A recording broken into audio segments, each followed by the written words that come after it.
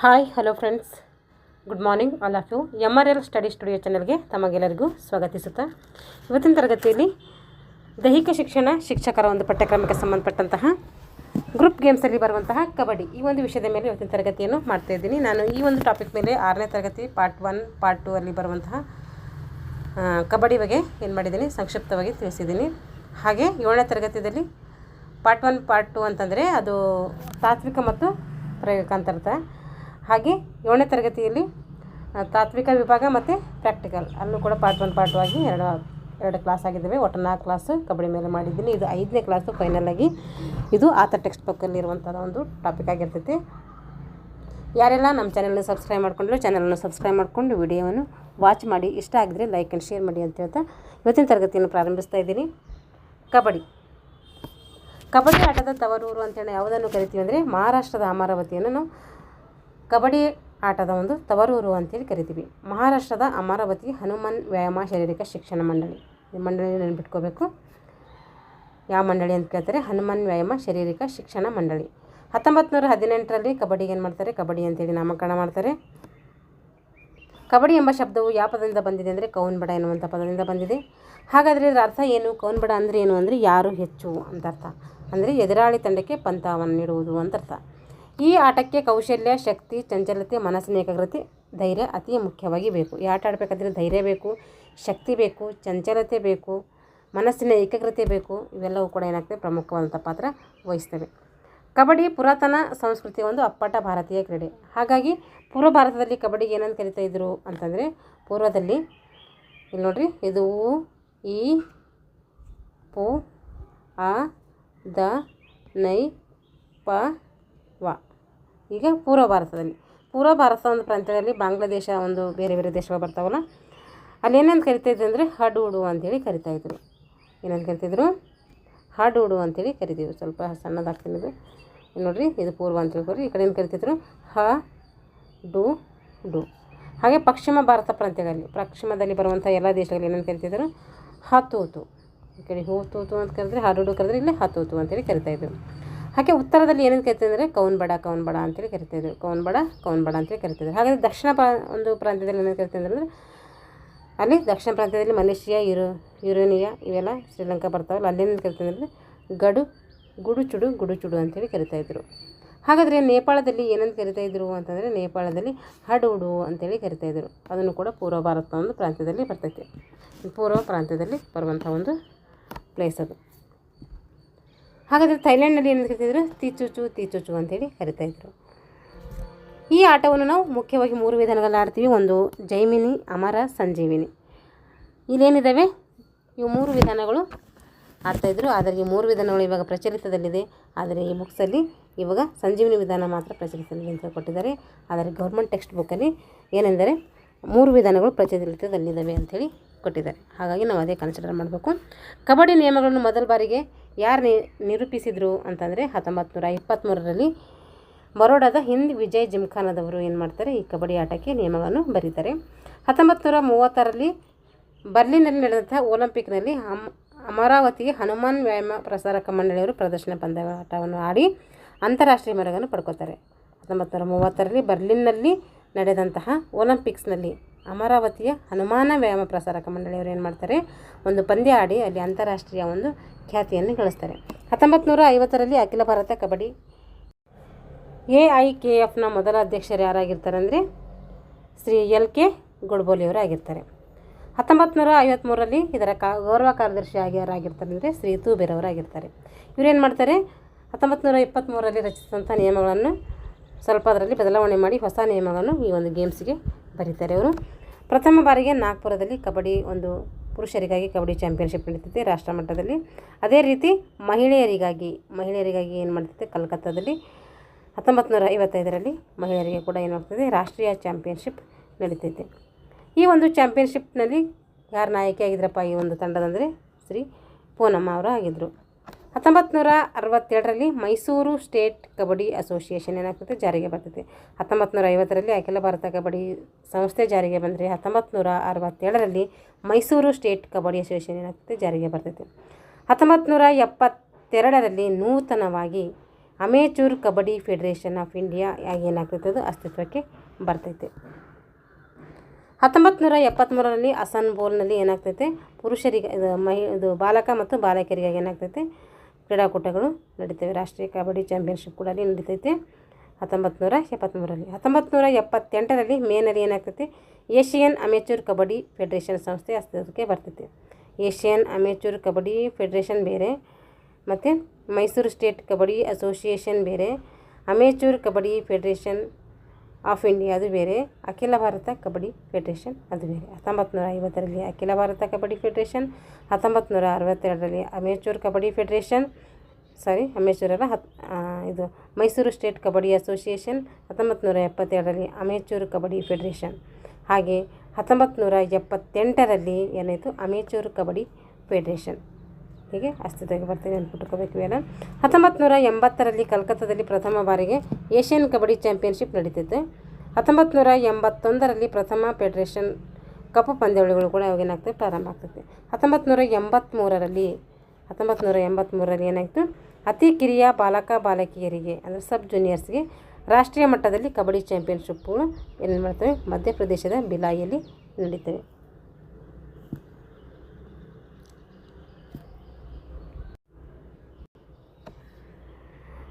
SAF 2002ರಲ್ಲಿ ದಕ್ಷಿಣ Korea ಬುಸಾನ್ನಲ್ಲಿ Asian ಕ್ರೀಡೆಯ ಕಬಡ್ಡಿ ಪಂದ್ಯಾವಳಿಗಳು ಏನು ಮಾಡ್ತವೆ ಸಿಂಥೆಟಿಕ್ ಹಾಸಿಗೆ ಮೇಲೆ ಒಳಾಂಗಣ ಕ್ರೀಡಾಂಗಣದಲ್ಲಿ ನಡೀತವೆ. ಅಪ್ರೋ ಏಷ್ಯನ್ ಗೇಮ್ಸ್ 1990ರ ಒಂದು ಬೀಜಿಂಗ್ ಏಷ್ಯನ್ ಗೇಮ್ಸ್ನಲ್ಲಿ ಕಬಡ್ಡಿ ಏನು ಮಾಡ್ತಾರೆ ಏಷ್ಯನ್ ಗೇಮ್ಸ್ಗೆ ಸೇರಿಸ್ತಾರೆ. ಕಬಡ್ಡಿ ಏನು ಮಾಡ್ತಾರೆ ಏಷ್ಯನ್ ಗೇಮ್ಸ್ಗೆ ಸೇರಿಸ್ತಾರೆ. ಕಬಡ್ಡಿ ಆಟದ ಮೈದಾನ ನೋಡಿದ್ದು ಕಬಡ್ಡಿ ಆಟದ ಮೈದಾನ ಇದು ಅಗಲ ಇದು ಉದ್ದ, ಇದು ಮೈದಾನ ಆಯಿತು. ಇದು ಒಳಗಡೆ ಇರೋದಕ್ಕೆ ಏನಂತ ಏನೋದಕ್ಕೆ ಅಂಕಣ ಅಂತೇಳಿ ಕರಿತೀವಿ. ಇದು ಬೇರೆ ಬೇರೆದರಿಗೆ ಬೇರೆ ಬೇರೆ ಇದೆ ನೋಡೋಣ. ಈಗ ಸೂಚಕಗಳು ABCD ಇದಕ್ಕೆ ಏನಂತೀವಿ ಆಟದ ಮೈದಾನ ಅಂತೇಳಿ ಕರಿತೀವಿ. ಇದು ಎಷ್ಟಿದೆ ಪುರುಷರಿಗೆ ಬೇರೆ ಮಹಿಳೆಯರಿಗೆ ಬೇರೆ ಸಬ್ ಜೂನಿಯರ್ಸ್ಗೆ ಬೇರೆ ಇರ್ತೈತೆ. ಪುರುಷ ಹಾಗೂ ಜೂನಿಯರ್ಸ್ ಬಾಲಕ ಬಾಲಕಿಯರಿಗೆ ಎಷ್ಟಿರ್ತೈತೆ ಬಾಲಕಿಯಲ್ಲ ಬಾಲಕರಿಗೆ ಪುರುಷರಿಗೆ ಮತ್ತು ಜೂನಿಯರ್ ಬಾಲಕರಿಗೆ ಅವರು ಉದ್ದ ಅಗಲ ಎಷ್ಟಿರ್ತದೆ 13 ಮೀಟರ್ ಉದ್ದ ಇರ್ತೈತೆ, 10 ಮೀಟರ್ ಅಗಲ ಇರ್ತೈತೆ. ಹಾಗಾದರೆ ಮಹಿಳೆಯರಿಗೆ ಮತ್ತು ಹೈಸ್ಕೂಲ್ ಮಕ್ಕಳಿಗೆ ಎಷ್ಟಿರ್ತೈತೆ ಅಂತಂದರೆ ಅಲ್ಲಿ ಬಾಲಕನೂ ಬರ್ತೈತೆ ಬಾಲಕಿಯನ್ನು ಬರ್ತೈತೆ. ಅವ್ರಿಗೆ ಎಷ್ಟಿರ್ತಂದರೆ 12 × 8 ಇರ್ತೈತೆ. 12 ಮೀಟರ್ ಉದ್ದ 8 ಮೀಟರ್ ಅಗಲ. ಸಬ್ ಜೂನಿಯರ್ಸ್ ಲೋಯರ್ ಪ್ರೈಮರಿ ಅಲ್ಲಿ ಹಿರಿಯ ಪ್ರಾಥಮಿಕ ಅಂತ ಬರ್ತೀವಿ. ಅಂದರೆ ಇನ್ನು ಮಾಧ್ಯಮಿಕ ವರ್ಗ ಅಂತಂದರೆ 6th 8th ಬರ್ತಾರಲ್ಲ ಅವ್ರಿಗೆ ಏನಿರ್ತೀವಿ ನಾವು 11 ಮೀಟ್ರ್ ಉದ್ದ 8 ಮೀಟ್ರ್ ಅಗಲ ಇರ್ತೈತಿ. ಆಟದ ಕ್ಷೇತ್ರ ಆಡಬೇಕಾದಂಥ ಕ್ಷೇತ್ರ ನೋಡಿರಿ ಇಲ್ಲೇನು ಇರ್ತೈತೆ ಕ್ಷೇತ್ರ 13 ಮೀಟ್ರ್ ಉದ್ದ ಇರ್ತೈತೆ, 8 ಮೀಟ್ರ್ ಅಗಲ ಇರ್ತೈತೆ. ಇಲ್ಲಿ ಮಹಿಳೆಯರಿಗೆ ಪ್ರೌಢಶಾಲಾ ಬಾಲಕ ಬಾಲಕಿಯರಿಗೆ 12 ಮೀಟ್ರ್ ಉದ್ದ 6 ಮೀಟ್ರ್ ಅಗಲ ಅಂದರೆ 2 ಕಡಿಮೆ ಆಗ್ತಾ ಹೋಗ್ತೈತೆ. ಸಬ್ ಜೂನಿಯರ್ಸ್ಗೆ 11 ಮೀಟ್ರ್ ಉದ್ದ ಇರ್ತೈತೆ, 2 ಮೀಟ್ರ್ 6 ಮೀಟ್ರ್ ಅಗಲ ಇರ್ತೈತೆ. ಅಂಕಣದ ಅಥವಾ ಬದಿ ಕೋಟ್ ಒಂದು ಸೈಡ್ ಎಷ್ಟಾಗುತ್ತೆ ಅಂದರೆ ಅದರ ಅರ್ಧ ಮಾಡ್ಕೋಬೇಕು. 13 ಅರ್ಧ ಮಾಡಿದ್ರೆ 6.50, ಇದು 12 ಅರ್ಧ ಮಾಡಿದ್ರೆ 6, 11 ಅರ್ಧ ಮಾಡಿದ್ರೆ 5.50. ಉದ್ದ ಅಗಲ ಏನು ಮಾಡ್ತೈತೆ ಎಲ್ಲದಕ್ಕೂ ಸೇಮ್ ಬರ್ತೈತೆ. ಮಧ್ಯಗೆರೆಯಿಂದ ಅರ್ಹತೆಗೆರೆಗೆ ಪುರುಷರಿಗೆ ಎಷ್ಟು ಅಂದರೆ 3.75 ಇರ್ತೈತೆ, ಮಹಿಳೆಯರಿಗೆ 3.50 ಇರ್ತೈತೆ, ಸಬ್ ಜೂನಿಯರ್ಸ್ಗೆ 3 ಇರ್ತೈತೆ. ಅರ್ಹತಾ ಗೆರೆಯಿಂದ ಬೋನಸ್ ಗೆರೆ ಅದಕ್ಕೆ ಎಷ್ಟು ಅಂದರೆ 1 ಮೀಟ್ರ್ ಸೇಮ್ ಎಲ್ಲರಿಗೂ ಸೇಮ್ ಇರ್ತೈತೆ, 3 ಜನಕ್ಕೂ ಸೇಮ್ ಇದು. ಲಾಭದ ಗೆರೆಯಿಂದ ಎಂಡ್ ಲೈನ್ಗೆ ಅದು ಎಷ್ಟು ಅಂದರೆ 1.75 ಇರ್ತೈತೆ, ಇವ್ರದ್ದೆಲ್ಲ ಎಷ್ಟಿರ್ತೈತೆ 1.50 ಮೀಟ್ರ್ ಇರ್ತೈತೆ. ಹಾಗೆ ಮುಕ್ತಾಯ ಗೆರೆಯಿಂದ ಹೊರಗೆರೆ ಇರ್ತದೆ, ಎಂಡ್ ಲೈನ್ ಇರ್ತದಲ್ಲ end line to sitting box ಅಲ್ಲಿಗೆ ಎಷ್ಟಿರ್ತದೆ ಅಂದರೆ 2 ಮೀಟ್ರ್ ಇರ್ತೈತೆ. ಪುರುಷರಿಗೆ ಮತ್ತು ಜೂನಿಯರ್ ಬಾಲಕರಿಗೆ ಎಷ್ಟಿರ್ತೈತೆ 2 ಮೀಟರ್, ಮಹಿಳೆಯರಿಗೆ ಮತ್ತು ಪ್ರೌಢಶಾಲಾ ಮಕ್ಕಳಿಗೆ ಅವರಿಗೆ ಎಷ್ಟಿರ್ತೈತೆ 2 ಮೀಟರ್, ಸಬ್ ಜೂನಿಯರ್ಸ್ಗೂ ಕೂಡ 2 metre. Boundary to restriction zone ಆಟದ ಮೈದಾನದಿಂದ ನಿರ್ಬಂಧಿತ ವಲಯ ಅಂತ ಕರಿತೀವಿ. ಇದು ಎಷ್ಟಿರ್ತೈತೆ ಅಂತಂದರೆ ಇದು 4 ಮೀಟರ್ ನಿರ್ಬಂಧಿತ ವಲಯ. ಅಂಕ ಎಣಿಕೆಗಾರರು ಸ್ಕೋರರ್ ಜೋನ್ಸ್ ಎಷ್ಟಿರ್ತದೆ 2 ಮೀಟರ್ ಸೇಮ್ ಇರ್ತೈತೆ. ಇದು centre line to length centre line ಎಷ್ಟಿರ್ತೈತೆ ಉದ್ದ ಎಷ್ಟಿರ್ತೈತೆ ಅಗಲ ಎಷ್ಟಿರ್ತೈತೆ ಅದೆಲ್ಲ ಸೆಂಟರ್ ಲೈನ್ ಆಗಿರ್ತೈತೆ. 10 ಮೀಟರ್ 8 ಮೀಟರ್ ಅಗಲನೇ ಇಲ್ಲಿ ಸೆಂಟರ್ ಲೈನ್ ಉದ್ದ ಆಗಿರ್ತೈತೆ.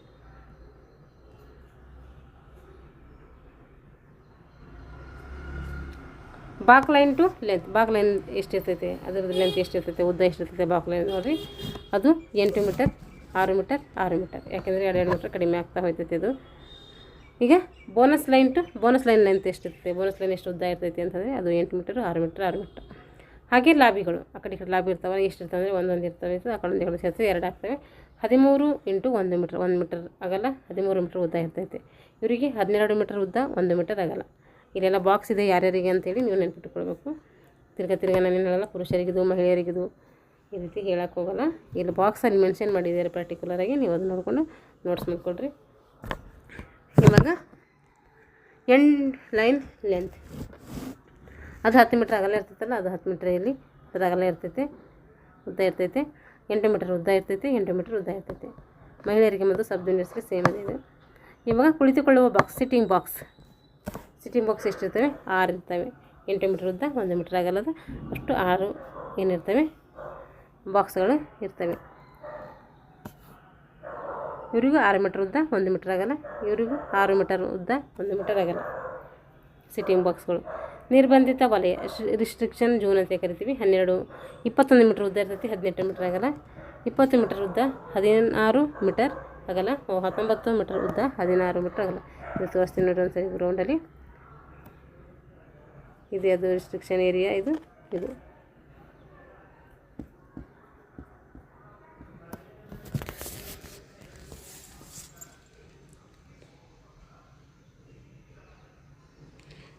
ಗುಣಿಕೆಗಾರರು, ಸ್ಕೋರರ್ ಝೋನ್ ಎಷ್ಟಿರ್ತೈತಿ? 2 ಮೀಟರ್ ಉದ್ದ ಇರ್ತೈತಿ, 1 ಮೀಟರ್ ಆಗಲ್ಲ. ಇದು 3 ಜನಕ್ಕೂ ಸೇಮ್ ಮೆಜರ್ಮೆಂಟ್. ಹಾಗೆ ಅಸಿಸ್ಟೆಂಟ್ ಸ್ಕೋರರ್ದು ಎಷ್ಟಿರ್ತೈತಿ? 8 ಮೀಟರ್ ಉದ್ದ, 2 ಮೀಟರ್ ಆಗಲ್ಲ, 6 ಮೀಟರ್ ಉದ್ದ, 2 ಮೀಟರ್ ಆಗಲ್ಲ, 6 ಮೀಟರ್ ಉದ್ದ, 2 ಮೀಟರ್ ಆಗಲ್ಲ. ಅಂಪೈರ್ ಝೋನ್ 13 ಮೀಟರ್ ಉದ್ದ ಇರ್ತೈತಿ, 4 ಮೀಟರ್ ಅಗಲ ಇರ್ತೈತಿ. 12 ಮೀಟರ್ ಉದ್ದ ಇರ್ತೈತಿ, 4 ಮೀಟರ್ ಅಗಲ. 11 ಮೀಟರ್ ಉದ್ದ ಇರ್ತೈತಿ, 4 ಮೀಟರ್ ಅಗಲ ಇರ್ತೈತಿ. Substitute and coach zone 6 metre ಉದ್ದ ಇರ್ತೈತಿ, 6 ಮೀಟರ್ ಉದ್ದ, 1 ಮೀಟರ್ ಆಗಲ್ಲ. 6 ಮೀಟರ್ ಉದ್ದ, 1 ಮೀಟರ್ ಆಗಲ್ಲ. 3 ಜನಕ್ಕೆ ಇದು ಸೇಮ್ ಇದು. ತಾತ್ಕಾಲಿಕ ಅಮಾನತುಗೊಂಡ ಆಟಗಾರರ ವಲಯ, ಟೆಂಪ್ರರಿ ಸಸ್ಪೆಂಡೆಡ್ ಪ್ಲೇಯರ್ ಝೋನ್ ಅಂತ ಕರಿತೀವಿ. 1 ಮೀಟರ್ ಆಗಲ್ಲ, 1 ಮೀಟರ್ ಉದ್ದ ಇರ್ತೈತಿ, 1 ಮೀಟರ್ ಆಗಲ್ಲ, 1 ಮೀಟರ್ ಉದ್ದ, 1 ಮೀಟರ್ ಆಗಲ್ಲ, 1 ಮೀಟರ್ ಉದ್ದ. ಟೋಟಲ್ ಇವು ಕೂಡ 2 ಇರ್ತವೆ. ಇಷ್ಟು ಬಗ್ಗೆ ಏನಿದೆ ಅಂಕಣದ ಬಗ್ಗೆ ತಿಳ್ಕೊಂಡಿವಿ. ಇವಾಗ ಸಮವಸ್ತ್ರ ಬಾಲಕ ಅಥವಾ ಬಾಲಕಿಯರಿಗೆ ಜೆರ್ಸಿ ಅಥವಾ ಟಿ ಶರ್ಟು ನಿಕ್ಕರ್ ಇರಬೇಕು. ಸಮವಸ್ತ್ರದಲ್ಲಿ ಹಿಂದೆ ಎಷ್ಟಿರಬೇಕು? 6 ಇಂಚ್ ಉದ್ದ ಇರಬೇಕು, 2 ಇಂಚ್ ಅಗಲ ಇರಬೇಕು. ಮುಂದೆ ಎಷ್ಟಿರಬೇಕು? 2 ಇಂಚ್ ಉದ್ದ, 2 ಇಂಚ್ ಅಗಲ ಇರಬೇಕು. ಅಂಕಣದಲ್ಲಿ ಎದುರಾಳಿ ಆಟಗಾರರು ಏನು ಮಾಡಿರ್ತಾರೆ? ಆಕ್ರಮಿಸಿಕೊಂಡಿರುವಂತಹ ಸ್ಥಾನಗಳ ಹೆಸರು. ಅಂದರೆ ಎದುರಾಳಿ ಅಂದರೆ ಹಿಡಿತಗಾರರ ಒಂದು ಏನು ಈ ಕಡೆ ನಾವು ದಾಳಿ ಮಾಡ್ತಾ ಇರ್ತೀವಿ, ಈ ಕಡೆ ಅವರು ರಕ್ಷಣಾತ್ಮಕ ಆಟಗಾರರು ಇರ್ತಾರಲ್ಲ, ಅವ್ರ ಪ್ಲೇಸ್ಮೆಂಟ್ ನೋಡಬೇಕಿಲ್ಲಿ. ಸೆಂಟ್ರ್ ಮ್ಯಾನ್ ಆಗಿ ನಾವು ನಿಂತಿದ್ದೀವಿ ಅಂದರೆ ನಮ್ಮ ಲೆಫ್ಟಿಗೆ ಏನಿರ್ತಾರೆ? ಲೆಫ್ಟ್ ಥರ್ಡ್ ಇರ್ತಾರೆ. ಆಮೇಲೆ ಲೆಫ್ಟು ಇನ್ ಅಥವಾ ಲೆಫ್ಟ್ ಸೆಕೆಂಡ್ ಅಂತ ಕರಿತೀವಿ. ಆಮೇಲೆ ಲೆಫ್ಟು ಕಾರ್ನರ್. ಈ ಕಡೆ ನಮ್ಮ ರೈಟಿಗೆ ರೈಟ್ ಥರ್ಡ್, ರೈಟ್ ಇನ್ ಅಥವಾ right second, right corner, right cover ಅಂತ ಕರಿತೀವಿ. ಕಾರ್ನರಲ್ಲ, ರೈಟ್ ಕವರ್ ಅದು. ಇವಾಗ ಲೆಫ್ಟ್ ಕಾರ್ನರ್, ಲೆಫ್ಟ್ ಇನ್, left second man, left third, left cover, centre man, right third, right cover ಅಂತ ಕರಿತೀವಿ ಅವರಿಗೆ. ಹಾಗೆ ರೈಟ್ ಇನ್ ಅಥವಾ ರೈಟ್ ಸೆಕೆಂಡ್, ರೈಟ್ ಕಾರ್ನರ್. ಇಷ್ಟು ಪ್ಲೇಸ್ಮೆಂಟ್ ಇರುತ್ತೆ, ನೆನ್ಪಿಟ್ಕೋಬೇಕು. ಪ್ಲೇಸ್ಮೆಂಟ್ ಮೇಲೆ ಕ್ವಶನ್ ಆಗ್ತವೆ, ಆಗಿದ್ದಾವೆ ಕೂಡ, ನೆನ್ಪಿಟ್ಕೊಳ್ಳಿ. ಈಗ ವಿಭಾಗ, ಸೀನಿಯರ್ ಪ್ರಾಥಮಿಕ ಶಾಲಾ ವಿಭಾಗ, ಪ್ರೌಢಶಾಲಾ ವಿಭಾಗ. ಅವರ ವಯೋಮಿತಿ ಇಷ್ಟಿರ್ತೈತೆ ನೋಡಿರಿ. ಪುರುಷರು ಮತ್ತು 17 ವರ್ಷ ಮೇಲ್ಪಟ್ಟ ಬಾಲಕರು ಏನಾರು ಇದ್ದರೆ ಅವ್ರೇನು ಇರ್ತದೆ ಅಂತಂದರೆ 13 ಮೀಟರ್ ಉದ್ದ ಇರ್ತೈತಿ ಅಂಕಣ, 10 ಮೀಟರ್ ಅಗಲ ಇರ್ತೈತಿ. ಅವ್ರ ದೇಹದ ತೂಕ 80 kg ಇರ್ತೈತಿ. PU ಒಂದು ಕಾಲೇಜು ಬಾಲಕರಿಗೆ, ಪುರುಷರಿಗೆ 20 kg ಇದ್ದರೆ ಕಾಲೇಜು ಬಾಲಕರಿಗೆ ಎಷ್ಟಿರ್ತೈತಿ? 65 kg ಇರ್ತೈತಿ. ಪ್ರಾಥಮಿಕ ಶಾಲಾ ವಿಭಾಗ ಅಂದರೆ 14 ವರ್ಷದ ಒಳಗಿನ ಬಾಲಕ ಬಾಲಕಿಯರು, ಇವರಿಗೆ 11 ಮೀಟರ್ ಉದ್ದ ಇರ್ತೈತಿ, 8 ಮೀಟರ್ ಅಗಲ ಇರ್ತೈತಿ. ಇವರು ದೇಹದ ತೂಕ 51 kg ಬಾಲಕ, 48 kg ಬಾಲಕಿ. ಪ್ರೌಢಶಾಲಾ ವಿಭಾಗ, ಹೈಸ್ಕೂಲ್ ಮಕ್ಕಳು ಇವರು 17 ವರ್ಷದೊಳಗಿನ ಬಾಲಕ ಅಥವಾ ಬಾಲಕಿಯರು ಮತ್ತು ಮಹಿಳೆಯರು, ಇವರಿಗೆ 12 ಮೀಟರ್ ಉದ್ದ ಇರ್ತೈತಿ, 8 ಮೀಟರ್ ಅಗಲ ಇರ್ತೈತಿ. ಬಾಲಕ 57 kg, ಬಾಲಕಿ 53 kg, ಮಹಿಳೆ 70 kg. ಕಾಲೇಜು ವಿದ್ಯಾರ್ಥಿನಿಯರಿಗೆ 59 kg ಇರ್ತೈತಿ. ಆಟಗಾರರು, ಒಂದು ತಂಡದಲ್ಲಿ ಎಷ್ಟು ಜನ ಆಟಗಾರರು ಇರ್ತಾರೆ ಅಂದರೆ 12 ಜನ ಆಟಗಾರರು ಇರ್ತಾರೆ. 7 + 5 ಇಲ್ಲಿ ಬದಲಿ ಆಟಗಾರರು 5 ಜನ ಇರ್ತಾರೆ. ಟೋಟಲ್ ಬಂದುಬಿಟ್ಟು 12 ಜನ. ಸೂಚನೆ: ಪಂದ್ಯ ಪ್ರಾರಂಭಿಸುವಾಗ ಕನಿಷ್ಠ 7 ಮಂದಿ ಇರಲೇಬೇಕು ಅನ್ನುವಂಥ ಕಡ್ಡಾಯವಾಗಿ ನಿಯಮ ಇದೆ. ಪಂದ್ಯ ಪ್ರಾರಂಭವಾದ ನಂತರ ಕಡಿಮೆ ಸಂಖ್ಯೆ ಇದ್ದರೂ ಕೂಡ ನಡೀತೈತೆ, ಪಂದ್ಯವನ್ನು ಮುಗಿಸ್ಬೋದು. ಆದರೆ ಪಂದ್ಯ ಪ್ರಾರಂಭ ಮಾಡೋ ಟೈಮ್ನಾಗ 7 ಜನ ಇರಲೇಬೇಕು. ಒಂದು ವೇಳೆ ಪುನರ್ ಪಂದ್ಯ ಅಥವಾ ರೀಮ್ಯಾಚ್ ಪ್ರಾರಂಭವಾದಾಗ 7 ಜನ ಇರಲೇಬೇಕೆಂಬ ನಿಯಮ ಇಲ್ಲ. ಫಸ್ಟ್ ಮ್ಯಾಚಿಗೆ ಇರಬೇಕು, ಇನ್ನು ರೀಮ್ಯಾಚ್ ಆಡಿಸ್ತಿರ್ತಾರೆ ಆ ಟೈಮಲ್ಲಿ ಇರಬೇಕಮ್ಮ ಅಂತ ಏನು ರೂಲ್ಸ್ ಇಲ್ಲ. ಕ್ರೀಡಾಧಿಕಾರಿಗಳು ವಿಜಿಲ್ ಹಾಕಿದ ನಂತರ ಇಷ್ಟು ಸೆಕೆಂಡ್ ಒಳಗೆ ಬರಬೇಕು ಅಂತಂದರೆ 5 ಸೆಕೆಂಡ್ ಒಳಗೆ ದಾಳಿ ಪ್ರಾರಂಭ ಮಾಡಬೇಕು. ಪ್ರತಿ ದಾಳಿ ಮುಗಿಸಿದಾಗ ದಾಳಿಕಾರರು ತಾವಾಗಿಯೇ ಏನು ಮಾಡಬೇಕು, ದಾಳಿಯನ್ನು ಪ್ರಾರಂಭಿಸಬೇಕು. ವಿಜಿಲ್ಗೆ ಕಾಯುವಂಥ ಅವಕಾಶ ಇಲ್ಲ. ಇಲ್ಲಿ ಯಾವುದಾದ್ರೂ ಮಿಸ್ಟೇಕ್ ಆದರೆ ಕಾಯಬೇಕು, ಆದರೆ ಯಾವುದೂ ಮಿಸ್ಟೇಕ್ ಇಲ್ಲ ಅಂದರೆ ಕಂಟಿನ್ಯೂ ಆಗಿ ಏನು ಮಾಡ್ತಾ ಇರಬೇಕು, ತಾವಾಗಿಯೇ ದಾಳಿ ಪ್ರಾರಂಭ ಮಾಡಬೇಕು. ಯಾವುದೇ ವಿಜಿಲ್ಗೆ ಕಾಯುವಂಥ ಅವಶ್ಯಕತೆಯಲ್ಲಿ ಬರೋದಿಲ್ಲ. ಪುರುಷ ಮತ್ತು ಬಾಲಕರಿಗೆ ಸಮಯ ಎಷ್ಟಿರ್ತೈತೆ? 20 ನಿಮಿಷ ಆಡಿಸ್ತಾರೆ, 5 ನಿಮಿಷ ರೆಸ್ಟು, 20 ನಿಮಿಷ ಆಟ. ಟೋಟಲ್ ಬಂದುಬಿಟ್ಟು 45 ನಿಮಿಷ. ಬಾಲಕಿಯರು ಅಥವಾ 17 ವರ್ಷದ ಬಾಲಕಿಯರಿಗೆ ಮತ್ತು ಮಹಿಳೆಯರಿಗೆ ಎಷ್ಟಿರ್ತದೆ? 15 ನಿಮಿಷ ಆಡ್ತಾರೆ, 5 ನಿಮಿಷ ರೆಸ್ಟು ಮತ್ತು 15 ನಿಮಿಷ ಆಡ್ತಾರೆ. ಟೋಟಲ್ ಬಂದುಬಿಟ್ಟು 35 ನಿಮಿಷ. ಇಲ್ಲಿ ಟಿಪ್ಪಣಿ ಇದೆ ನೋಡಿರಿ. ಕೊನೆಯ ಆಕ್ರಮಣ ನಿಗದಿತ ಸಮಯ ಮುಗಿದಿದೆ. ಖೋಖೋ ಅನ್ಕೋತಾ ಹೋಗಿದ್ದೀವಿ, ಕಬಡ್ಡಿ ಅನ್ಕೋತಾ ಹೋಗಿದ್ದೀವಿ, ಅಲ್ಲಿ ನಮ್ಮ ಸಮಯ ಮುಗಿದಿದೆ. ನಮ್ಮದು ಏನಾಗಿದೆ, ನನ್ನ ತಂಡಕ್ಕಿರುವಂಥ ಸಮಯ ಮುಗಿದಿದೆ. ಆ ಮುಗಿದ್ರೂ ಕೂಡ ಏನು ಮಾಡಬೇಕು, ಆ ಮ್ಯಾಚನ್ನು ಮುಗಿಸ್ಕೊಂಡೇ ಬರಬೇಕು. ಅಂದರೆ ಹೋಗಿದಂಥ ಕ್ಯಾಂಟನ್ನು ಮುಗಿಸ್ಕೊಂಡೇ ಬರಬೇಕು. ಮಧ್ಯದಲ್ಲಿ ಕರಿಬಾರ್ದು. ಅವಾಗ ತೀರ್ಪುಗಾರರು ಮಧ್ಯದಲ್ಲಿ ಯಾವುದೇ ಒಂದು ಕಾರಣಕ್ಕೂ ಕರಿಬಾರ್ದು. ತೀರ್ಪುಗಾರ ಎಷ್ಟು ಜನ ಇರ್ತಾರೆ ಅಂದರೆ 6 ಜನ ತೀರ್ಪುಗಾರ ಇರ್ತಾರೆ, ಒಬ್ಬರು ರೆಫ್ರಿ ಇರ್ತಾರೆ, ಮುಖ್ಯ ತೀರ್ಪುಗಾರರು ಅಂತೇಳಿ ಕರಿತೀವಿ. ಇನ್ನು ಇಬ್ಬರು ಇತರ ತೀರ್ಪುಗಾರರು ಮತ್ತು ಗುಣಿಕೆಗಾರರು, ಸಹ ಗುಣಿಕೆಗಾರರು. ಟೋಟಲ್ ಬಂದುಬಿಟ್ಟು 6 ಜನ ಇರ್ತಾರೆ. ಇಲ್ಲಿ ನಿಯಮಗಳಿದೆ ನೋಡ್ರಿ. ನಿಯಮಗಳು: ಪಂದ್ಯದ ಪ್ರಾರಂಭದಲ್ಲಿ ಪ್ರಥಮ ದಾಳಿ ಮಾಡದೇ ಇದ್ದ ತಂಡವು ದ್ವಿತೀಯ ಅರ್ಧ ಹಾಫ್ ಟೈಮ್ ನಂತರ ಪ್ರಥಮ ದಾಳಿ ಮಾಡಬೇಕು, ಪ್ರಾರಂಭಿಸಬೇಕು. ದಾಳಿಗಾರ ಅಥವಾ ಎದುರಾಳಿಗಳು ಯಾವುದೇ ಸಂದರ್ಭದಲ್ಲಿ ತಮ್ಮ ಹಿಡಿತಗಳಲ್ಲಿ ಕೈ, ಕಾಲು, ಸೊಂಟವನ್ನು ಮಾತ್ರ ಹಿಡಿಬೇಕು. ಉದ್ದೇಶಪೂರ್ವಕವಾಗಿ ಉತ್ತಂಗವನ್ನು ಹಿಡಿಬಾರ್ದು. ಈ ನಿಯಮ ಏನಾದರೂ ಉಲ್ಲಂಘನೆ ಮಾಡಿದರೆ ಆಟಗಾರ ಏನು ಕೊಡ್ತಾರೆ, ಔಟ್ ಕೊಡ್ತಾರೆ. ದಾಳಿಗಾರ ಇಲ್ಲಿ ಯಾವುದೇ ರೀತಿ ಔಟ್ ಆಗಲಾರ. ದಾಳಿಗಾರನ ತಲೆ ಕೂದಲು ಬಟ್ಟೆಗಳನ್ನು ಹಿಡಿದರೆ ಅವನು ಔಟ್ ಆಗಲಾರ. ನಿಯಮ 2ರ ಪ್ರಕಾರ ಹಿಡಿತಗಾರನಿಗೆ ಏನಾಗ್ತಾನೆ, ಔಟ್ ಆಗ್ತಾನೆ. ನಿಯಮ 3: ಪಂದ್ಯ ನಡೆಯುವ ಸಂದರ್ಭದಲ್ಲಿ ಬದಲಿ ಆಟಗಾರರನ್ನು ಬದಲಾಯಿಸ್ಬೋದು. ಪಂದ್ಯ ನಡೆಯುವಂಥ ಸಂದರ್ಭದಲ್ಲಿ ಬದಲಿ ಆಟಗಾರರನ್ನು ಬದಲಾಯಿಸ್ಬೋದು. ಆದರೆ ಯಾವುದೇ ಕಾರಣಕ್ಕೂ ಆಟಗಾರನು ಅಮಾನತುಗೊಂಡರೆ ಅವನಿಗೆ ಬದಲಿ ಆಟಗಾರರ ಒಂದು ಸೇರ್ಪಡೆ ಇರೋದಿಲ್ಲ. ನಿಯಮ 4: ಮೊದಲ ಅರ್ಧ ಪಂದ್ಯದ ದ್ವಿತೀಯ ಅರ್ಧ ಪಂದ್ಯದ ಕೊನೆಯ ದಾಳಿ ಪಂದ್ಯದ ಸಮಯ ಮುಗಿದಿದ್ದರೂ ಸಹ ದಾಳಿಗಾರನಿಗೆ ವಾಪಸ್ ಕರೆಯಬಾರದು. ಏನು ಮಾಡಬೇಕು, ಮೊದಲ ಒಂದು ಅರ್ಧ ಪಂದ್ಯದಲ್ಲಿ ಅಥವಾ ದ್ವಿತೀಯ ಅರ್ಧ ಪಂದ್ಯದ ಕೊನೆಯಲ್ಲಿ ಪಂದ್ಯದ ಸಮಯ ಮುಗಿದಿದ್ದರೂ ಸಹ ದಾಳಿಗಾರನಿಗೆ ವಾಪಸ್ ಏನು ಮಾಡಬಾರ್ದು, ಕರಿಬಾರ್ದು. ಒಬ್ಬ ಆಟಗಾರನಿಗೆ ಎಷ್ಟು ಬಾರಿಯಾದರೂ ಬದಲಿ ಆಟಗಾರರು ಬದಲಿಸಬಹುದು. ಆದರೆ ಔಟ್ ಆಗಿ ಹೊರಗೆ ಕುಳಿತ ಆಟಗಾರರನ್ನು ಬದಲಾವಣೆ ಮಾಡಿಕೊಡೋದು. ಇಲ್ಲಿ ಸೂಚನೆ ಏನಿದೆ ನೋಡಿರಿ. ಬದಿ ಅಥವಾ ಅಂಕಣ ಒಳಗೆ ಇರುವ ಆಟಗಾರರನ್ನು ಮಾತ್ರ ಬದಲಿಸಬೇಕು. ಆದರೆ ಲೇಟಾಗಿ ಅಥವಾ ಔಟಾಗಿ ಹೊರಗೆ ಕುಳಿತ ಆಟಗಾರರನ್ನು ಬದಲಾವಣೆ ಮಾಡಿಕೊಡೋದಿಲ್ಲ, ಮಾಡೋಕ್ಕಾಗಲ್ಲ. ನಿಯಮ 6: ದಾಳಿಗಾರನು ಹಿಡಿತಗಾರರ ದೇಹ ಮತ್ತು ದೇಹದ ಮೇಲಿರುವ ಯಾವುದೇ ವಸ್ತುವನ್ನು ಮುಟ್ಟಿದರೂ ಹಿಡಿತಗಾರ ಏನಾಗ್ತಾನೆ, ಔಟ್ ಆಗ್ತಾನೆ. ಆದರೆ ದಾಳಿಗಾರನು ಅಂಗಾಂಗಗಳನ್ನು ಹೊರತುಪಡಿಸಿ ಅವನು ಹಾಕಿಕೊಂಡಿರುವ ಬಟ್ಟೆ, ಜುಟ್ಟು ಅಥವಾ ಮಧ್ಯದ ಗೆರೆಯನ್ನು ಮುಟ್ಟಿದರೂ ದಾಳಿಗಾರನು ಏನಾಗ್ತಾನೆ, ಇಲ್ಲಿ ಔಟ್ ಆಗ್ತಾನೆ.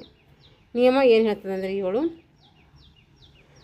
ಕಾಲಾವಕಾಶ, ಅವಧಿ, ತಡೆ, ಟೈಮ್ಔಟ್. ಪ್ರತಿಯೊಂದು ತಂಡವು ಪೂರ್ವಾರ್ಧ ಮತ್ತು ಉತ್ತರದಲ್ಲಿ 2 ಸಲ ಏನು ಮಾಡ್ತೈತೆ, ಟೈಮ್ಔಟನ್ನು ತೆಗೆದುಕೋಬೋದು. ಅದು ಟೈಮ್ಔಟ್ ಕಾಲಾವಧಿ ಎಷ್ಟಿರ್ತದೆ ಅಂದರೆ 30 ಸೆಕೆಂಡ್ಸ್ ಇರ್ತೈತೆ. ಈ ಸಂದರ್ಭದಲ್ಲಿ ಆಟಗಾರರು ಏನು ಮಾಡೋಂಗಿಲ್ಲ, ಅಂಕಣ ಬಿಡುವಂತಿಲ್ಲ. ಇದನ್ನು ಉಲ್ಲಂಘಿಸಿದರೆ ಎದುರಾಳಿ ತಂಡಕ್ಕೆ ಏನಾಗ್ತೈತೆ, ತಾಂತ್ರಿಕ ಅಂಕ ದೊರೀತೈತೆ. ನಿಯಮ 8: ಅಧಿಕೃತ ಅವಧಿ ತಡೆ, ಅಧಿಕಾರಿಗಳ ಕಾಲಾವಕಾಶ. ಮುಖ್ಯ ತೀರ್ಪುಗಾರರು ಮಾತ್ರ ತೆಗೆದುಕೊಳ್ಬೇಕಿದು. ಯಾವುದು ಅಧಿಕೃತ ಅವಧಿ. ಅಧಿಕೃತ ಅವಧಿ ತಡೆ ಅಂದರೆ ಆಫೀಸಿಯರ್ಸ್ಗಳಿಗೆ ಏನಿರ್ತೈತೆ, ಟೈಮ್ಔಟ್ ಇರ್ತೈತೆ. ಅವರು ಯಾರು ತೆಗೆದುಕೊಳ್ಬೋದು, ಮುಖ್ಯ ತೀರ್ಪುಗಾರ ತೆಗೆದುಕೊಳ್ಬೋದು. ನಿಗದಿತ ವೇಳೆ 2 ನಿಮಿಷ ಮೀರಬಾರ್ದು. ಇವರಿಗೆ ಎಷ್ಟು ನಿಮಿಷ ಇರ್ತದೆ ಅಂದರೆ ಟೈಮ್ಔಟು 2 ನಿಮಿಷ ಇರ್ತೈತೆ. ಅವರಿಗೆ ಎಷ್ಟು ಇರ್ತೈತೆ, 30 ಸೆಕೆಂಡ್ಸ್ ಇರ್ತೈತೆ. ಕ್ರೀಡಾಪಟುಗಳಿಗೆ ಆಟಗಾರರು ಅಂಕಣ ಬಿಡುವಂತಿಲ್ಲ. ಅವ್ರು ತೊಗೊಂಡಿದ್ದಾರೆ ಅಂಥೇಳಿ ನಾವು ಅಂಕಣ ಬಿಡ್ತೀವಿ ಅಂದರೆ ಬಿಡೋಂಗಿಲ್ಲ. ನಿಯಮ 9: ಗಡಿರೇಖೆ ಹೊರಗೆ. ಸಂಘರ್ಷದ ಸಂದರ್ಭವನ್ನು ಬಿಟ್ಟು ಉಳಿದ ಸಂದರ್ಭದಲ್ಲಿ ಆಟಗಾರ ಗಡಿ ಕ್ರಾಸ್ ಮಾಡಿದರೆ ಏನಾಗ್ತಾನೆ, ಔಟ್ ಆಗ್ತಾನೆ. ಮತ್ತು ಆಟದಲ್ಲಿ ಯಾವುದೇ ಸಂದರ್ಭದಲ್ಲಿ ಆಗಲಿ ಗಡಿರೇಖೆಯ ಹೊರಗೆ ಹೋದರೆ ಔಟು. ಸಂಘರ್ಷ ಸಂದರ್ಭದಲ್ಲಿ ಮಾತ್ರ ಆಟದ ಅಂಕಣದಲ್ಲಿ ಲಾಪಿಯು ಕೂಡ ಅಂತ ಸೇರ್ತದೆ. ಬೇರೆ ಟೈಮಲ್ಲಿ ಏನು ಮಾಡೋಂಗಿಲ್ಲ, ಲಾಪಿ ದಾಟಂಗಿಲ್ಲ. ಸಂಘರ್ಷ ನಡೆದಾಗ ದಾಟಬಹುದು. ನಿಯಮ 10. ಕ್ಯಾಂಟ್. ಆಕ್ರಮಣಕಾರ ಎದುರಾಳಿ ಅಂಕಣದಲ್ಲಿ ಕಾಲಿಡುವ ಮೊದಲೇ ಏನು ಮಾಡಬೇಕು? ಕ್ಯಾಂಟನ್ನು ಪ್ರಾರಂಭಿಸಬೇಕು. ನಾವು ಎದುರಾಳಿ ತಂಡಕ್ಕೆ ಹೋಗ್ತಿದ್ದೀವಿ ಅಂದರೆ ಮೊದಲೇ ಪ್ರಾರಂಭ ಮಾಡಬೇಕು. ಕಬಡ್ಡಿ ಎಂದು ಸ್ಪಷ್ಟವಾಗಿ ಉಚ್ಚರಿಸಬೇಕು. ಈ ನಿಯಮ ಏನಾದರೂ ತಪ್ಪಿದ್ದರೆ ವಾಪಸ್ ಕರೆದು ಏನು ಮಾಡಬೇಕು? ತಂಡಕ್ಕೆ ಒಂದು ಸರಿ ಎಚ್ಚರಿಕೆ ನೀಡಬೇಕು ಮತ್ತು ಎದುರಾಳಿಗೆ ಆಕ್ರಮಣದ ಅವಕಾಶ ನೀಡಬೇಕು. ಇಂತಹ ಸಂದರ್ಭದಲ್ಲಿ ಆಕ್ರಮಣಕಾರನನ್ನು ತಕ್ಷಣ ಬೆನ್ನಟ್ಟುವಂತಿಲ್ಲ. ಎಚ್ಚರಿಕೆ ನೀಡುವಾಗ ಏನು ಮಾಡೋಂಗಿಲ್ಲ, ಅವನನ್ನು ತಿರುಗಿ ಬೆನ್ನತ್ತುವಂಗಿಲ್ಲ. ಎಚ್ಚರಿಕೆ ನೀಡಿದಾಗಲೂ ಏನಾದರೂ ಪುನಃ ತಪ್ಪು ಮಾಡಿದರೆ ಎದುರಾಳಿ ತಂಡಕ್ಕೆ ಏನು ಮಾಡ್ತಾರೆ? ತಾಂತ್ರಿಕ ಅಂಕ ಕೊಡ್ತಾರೆ. ಆಕ್ರಮಣಕಾರ ವಾಪಸ್ಸಾದ ಮೇಲೆ ಅಥವಾ ಔಟ್ ಆದ ನಂತರ 5 ಸೆಕೆಂಡ್ ಒಳಗೆ ದಾಳಿಯನ್ನು ಏನು ಮಾಡಬೇಕು? ಎದುರಾಳಿ ತಂಡ ತನ್ನ ಆಕ್ರಮಣವನ್ನು ಕಳಿಸಬೇಕು. ಇಲ್ಲಿ ಬೆನ್ನಿಟ್ಟುವಿಕೆ ಪರ್ಸಿವ್ ಅಂತೇಳಿ ಕರಿತೀವಿ. ಸಂಘರ್ಷ ಅಥವಾ ನಿರ್ಣಾಯಕರು ಆಕ್ರಮಣಕಾರನನ್ನು ವಾಪಸ್ ಕರೆಯುವಂಥ ಸಂದರ್ಭಗಳನ್ನು ಬಿಟ್ಟು ಉಳಿದ ಸಂದರ್ಭದಲ್ಲಿ ತಕ್ಷಣ ಅವನನ್ನು ಏನು ಮಾಡಬೇಕು? ಬೆನ್ನಟ್ಟಬೇಕು. ನಿಯಮ 12. ಆಕ್ರಮಣಕಾರ ಎದುರಾಳಿಯಲ್ಲಿ ಅಂಕಣದಲ್ಲಿ ಕ್ಯಾಂಟ್ ಕಳೆದುಕೊಂಡವನನ್ನು ಏನಂತೀವಿ? ನಾವು ಔಟ್ ಅಂತೇಳಿ ನೀಡ್ತೀವಿ. ಆಕ್ರಮಣಕಾರ ಎದುರಾಳಿ ಅಂಕಣದಲ್ಲಿ ಏನಾದರೂ ಕ್ಯಾಂಟ್ ಕಳೆದುಕೊಂಡ್ರೆ ಏನಂತೀವಿ? ಔಟ್ ಕೊಡ್ತೀವಿ.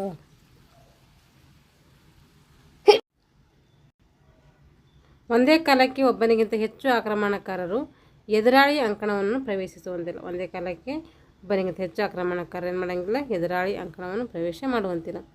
ಈ ಸಂದರ್ಭದಲ್ಲಿ ತೀರ್ಪುಗಾರ ಅವನನ್ನು ಏನು ಮಾಡ್ತಾರೆ? ವಾಪಸ್ ಕಳಿಸಿ ದಾಳಿ ಮುಕ್ತಾಯ ಅಂಥೇಳಿ ಘೋಷಿಸಿ ಒಂದು ತಾಂತ್ರಿಕ ಅಂಕ ಎದುರಾಳಿ ತಂಡಕ್ಕೆ ನೀಡ್ತಾರೆ. ಲೋನ.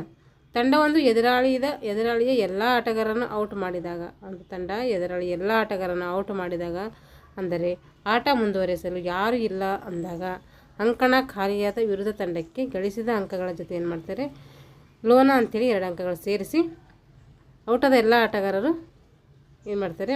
ಲೋನ್ ನಂಬರ್ 2 ಅಂಕಗಳು ಕೊಡ್ತಾರೆ. ಇಲ್ಲಿ ಔಟಾದ ಎಲ್ಲ ಆಟಗಾರರು ಏನು ಮಾಡಬೇಕು? 10 ಸೆಕೆಂಡ್ ಒಳಗೆ ಅಂಕಣವನ್ನು ಪ್ರವೇಶ ಮಾಡಬೇಕು. ಅವಾಗ ಏನಾರ ಮಾಡಲಿಲ್ಲ ಅಂದರೆ ಎದುರಾಳಿ ತಂಡಕ್ಕೆ ಅವಾಗ ಕೂಡ ಒಂದು ತಾಂತ್ರಿಕ ಅಂಕ ಕೊಡ್ತಾರೆ. ಆಮೇಲೆ ಎಚ್ಚರಿಕೆ ಕೊಡ್ತಾರೆ. ಅವಾಗೂ ಕೂಡ ಬರಲಿಲ್ಲ ಅಂತಂದರೆ 1 ನಿಮಿಷ ಒಳಗಡೆ ಬರದಿದ್ದರೆ ತಂಡವನ್ನು ರದ್ದುಪಡಿಸಿ ಏನು ಮಾಡ್ತಾರೆ? ಫಲಿತಾಂಶವನ್ನು ಎದುರಾಳಿ ತಂಡದ ಪರವಾಗಿ ಘೋಷಣೆ ಮಾಡ್ತಾರೆ. ನಿಯಮ 15. ದಾಳಿ ಮಾಡುತ್ತಿರುವ ದಾಳಿಗಾರನು ದಾಳಿಯ ಸರದಿಯ ಅವಧಿಯನ್ನು ಮೀರಿದಾಗ ನಿರ್ಣಾಯಕ ಅಥವಾ ತೀರ್ಪುಗಾರವನ್ನು ಔಟ್ ಅಂತೇಳಿ ಘೋಷಿಸಬೇಕು. ಎಷ್ಟಿರ್ತದೆ ದಾಳಿ ಸಮಯ ಅಂದರೆ 30 ರಿಂದ 35 ಸೆಕೆಂಡ್ಸ್ ಇರ್ತೈತೆ. ಸಮಾನಾಂಕ ಸ್ಥಿತಿ ಅಥವಾ 5 ದಾಳಿಗಳು, ಅದಕ್ಕೆ ಟೈ ಬ್ರೇಕ್ ಅಂತ ಕರಿತೀವಿ. 2 ತಂಡಗಳು ಸಮ ಅಂಕಗಳು ಪಡೆದುಕೊಂಡಾಗ ಈ ಪದ್ಧತಿ ಏನು ಮಾಡ್ತೀವಿ? ನಾವು ಅನುಸರಿಸ್ತೀವಿ.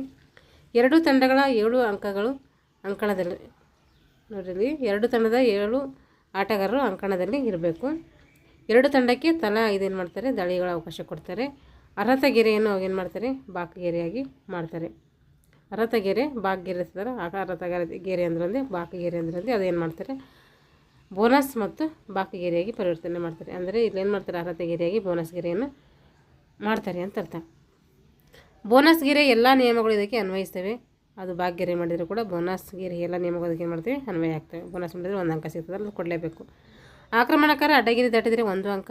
ಒಂದು ವೇಳೆ ಎದುರಾಳಿಯನ್ನು ಔಟ್ ಮಾಡಿದರೆ ಬೋನಸ್ ಜೊತೆ ಅವನು ಏನು ಮಾಡ್ತಾರೆ? 1 ಅಂಕ ಸಿಗ್ತೈತೆ.